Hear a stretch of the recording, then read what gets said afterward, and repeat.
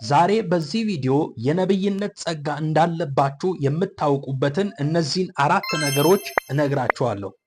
ቪዲዮውን እስከ መጨረሻው እንድትከታተሉና ይህንን ቪዲዮ ላይክ በማድረግ እንድትጀምሩ እናንተ ውስጥ የተገለጠውን ምልክት በኮሜንት ሴክሽን ላይ እንድታሰፍሩ፣ ለቤቱ አዲስ የሆናችሁ ሰብስክራይብ እና የደውል ምልክቷን እንድትጫኑ ጠይቃችኋለሁ። አሁን ወደ ቪዲዮ እንሄዳለን።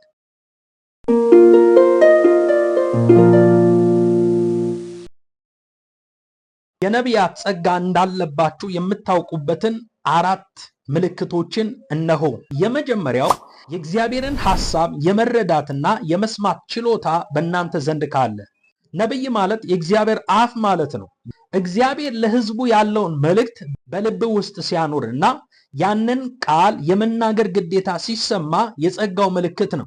በአሞጽ ምዕራፍ 3 ቁጥር 7 ላይ ሲናገር በእውነት ጌታ እግዚአብሔር ሚስጥሩን ለባሪያዎቹ ለነቢያት ካልነገረ በቀር ምንም አያደርግም ይላል። ቁጥር 8 ላይ አንበሳ አገሳ የማይፈራ ማን ነው? ጌታ እግዚአብሔር ተናገረ ትንቢት የማይናገር ማን ነው ይላል። እግዚአብሔር አምላክ በውስጥ ሲናገር ከሰማህ ውስጥ እረፍት አይሰማህም፣ እንድትናገር ይገፋፋሃል። ሌሎች ሰዎች የማያስተውሉትን መንፈሳዊ ትርጉም አንተ ቀድመ የምትረዳ ከሆነና ያም ሐሳብ ከእግዚአብሔር ቃል ጋር የሚስማማ ከሆነ ጸጋው በውስጥ አለ ማለት ነው። በአንደኛ ጴጥሮስ ምዕራፍ 4 ቁጥር 11 ላይ ማንም ሰው የሚናገር እንደ እግዚአብሔር ቃል ይናገር ይላል። ይህ ማለት የእግዚአብሔርን የልቡን ሐሳብ ታውቃለህ ማለት ነው። የነቢይነት ጸጋ እንዳለብህ ሁለተኛው ምልክት ትክክለኛ የሆኑ ህልሞችና ራእዮችን ስታይ የምታያቸው ህልሞችና ራእዮች ሻርፕ ሲሆኑ፣ ለምሳሌ ማታ አይተህ ጠዋት ላይ ሲፈጸም፣ ዛሬ አይተህ ከሳምንት በኋላ ከወር በኋላ የሆነ ጊዜ ጠብቆ የሚፈጸም ከሆነ እኔ ያየሁት ህልም ጠብ አይልም የሚያስብል አይነት ነገር ውስጥ ካለ ይህ ምልክት ነው። ህልም እግዚአብሔር ለነቢያት የሚናገርበት አንዱ መንገድ ነው። ህልሞች ዝም ብለው ሳይሆን ትርጉም ያላቸውና ወደፊት የሚፈጸሙ የሆኑ የነቢይነት ጸጋ ምልክቶች ናቸው። መጽሐፍ ሲናገር በመካከላችሁ ነብይ ቢኖር እኔ እግዚአብሔር በራእይ እገለጥለታለሁ ወይም በህልም እናገረዋለሁ ይላል በዘኍልቍ ምዕራፍ 12 ቁጥር 6 ላይ።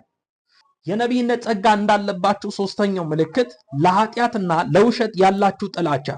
የእግዚአብሔር ስም በኃጢአትና በውሸት ሲጠራ በውስጣችሁ ከተቆጣችሁ ይህ ጸጋ በእናንተ ውስጥ አለ።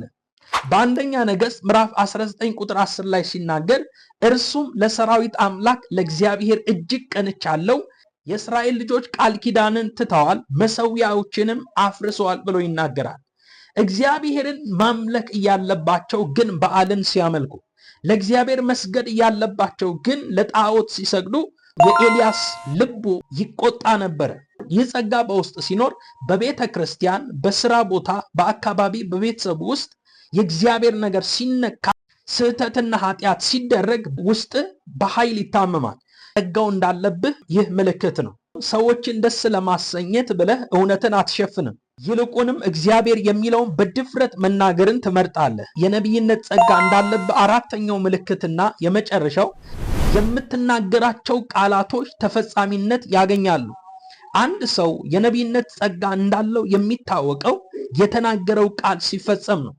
መጽሐፍ በአንደኛ ሳሙኤል ምዕራፍ 3 ቁጥር 19 ላይ ሳሙኤልም አደገ፣ እግዚአብሔርም ከእርሱ ጋር ነበረ፣ ከቃሉም አንዳች በምድር ላይ አይወድቅም ነበር ይላል።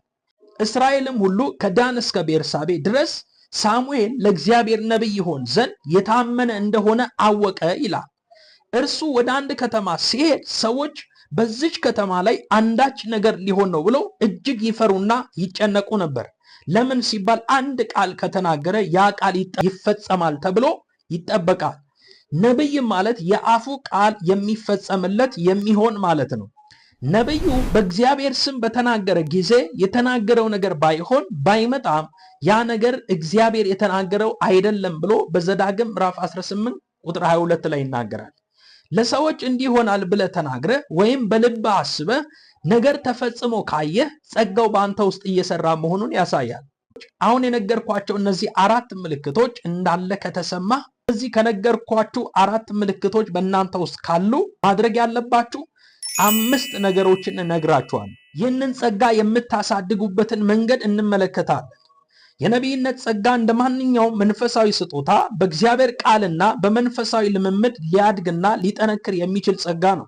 ይህ ጸጋ በይበልጥ እንዲያድግ እነዚህን መንገዶች መከተል አለብህ። የመጀመሪያው ራስን ለእግዚአብሔር ቃል ማስገዛት።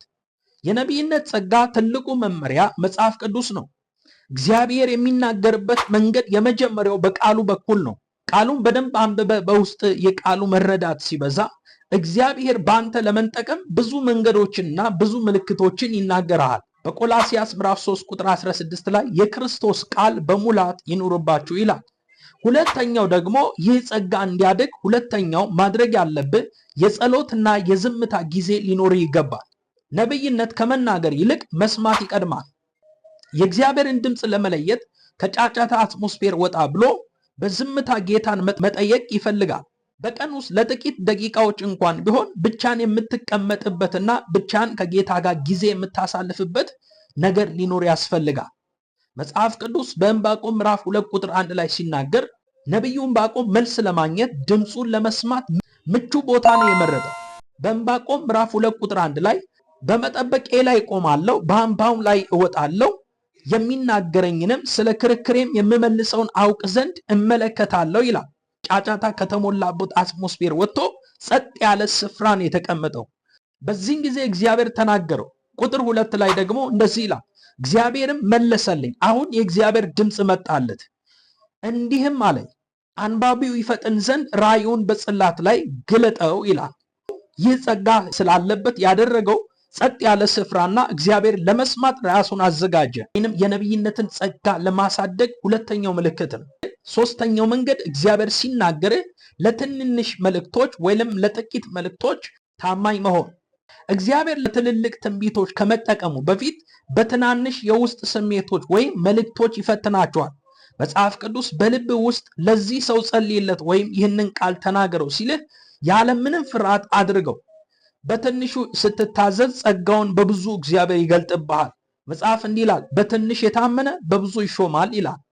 አብዛኞቻችን እግዚአብሔር በውስጣችን አሁን ባየንባቸው መንገዶች ሲናገረን ምናልባት ይህ ድምፅ ከኔ ይሆናል ከስጋ ይሆናል ወይስ ተናግሬ ባይሆንሳ የሚል ፍርሃትና ስጋት በውስጣችን ይጫራል። ይህ መሆን የለበትም። እግዚአብሔር እንዲህ አይነት መልእክት ሲሰጠን ፈጥነን መናገርና በድፍረት መሙላት አለብን። በዚህን ጊዜ የሚሰማህን መልእክት በድፍረት ሳትፈራ አልፈ ተናገር። ለጻድቁ መልካም ይሆንልሃል በለው ስለሚል የነቢይነት ጸጋ እንዲያድግ አራተኛው ማድረግ ያለባችሁ ቅድስናና ትህትናን መለማመድ።